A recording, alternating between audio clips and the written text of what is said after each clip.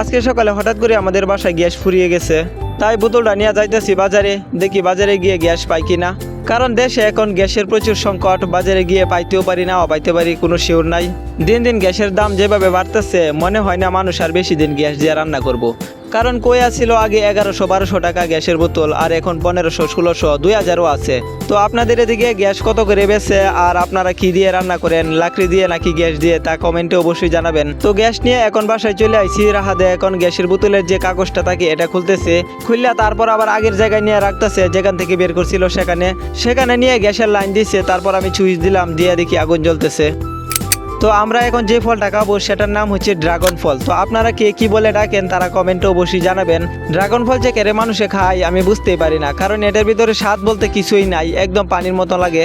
মোটামুটি সব ফলের ভিতরে মিষ্টি, তিতা বা টক যে কোনো একটা স্বাদ আছে, কিন্তু এই ফলের ভিতরে কোনো স্বাদই নাই। স্বাদ না থাকলেও এই ফলের দাম 200 থেকে 300 টাকা কেজি।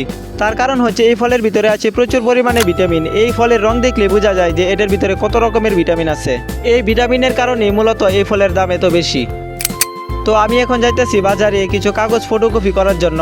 এই যে দেখেন ড্রাগন ফল খায়া গেঞ্জির মধ্যে রস ভরাই আলছি, তারপর আর মনে নাই গেঞ্জিটা পাল্টাই আইতাম, এভাবেই চলে আইছি। তো কাগজ ফটোকপি করার মূল কারণ হচ্ছে আমার যে ছোট ভাইরা হাত সে চাকরি লইবে, পড়ালেখা করে না, বাসায় বসে থাকে, তাই আর কি করবে, বলতেছে চাকরি লইবে, তাই ফটোকপি করে দিতেছে কাগজগুলা। গাজীপুরে চাকরি নিতে বেশি কিছু লাগে না, জন্ম নিবন্ধন আর নাগরিক পত্রের ফটোকপি হলেই হয়, আর সাথে নিজের 2-3 কপি ফটো লাগে, বাস এটুকুই। তো আপনারা কে কে গাজীপুরে থাকেন তারা কমেন্টে অবশ্যই জানাবেন। আর ভিডিওটি ভালো লাগলে একটি লাইক দিয়ে চ্যানেলটি সাবস্ক্রাইব করে দিন। আর দেখা হবে নেক্সট ভিডিওতে, ততক্ষণ সবাই ভালো থাকেন, সুস্থ থাকেন, আল্লাহ হাফেজ। Subscribe.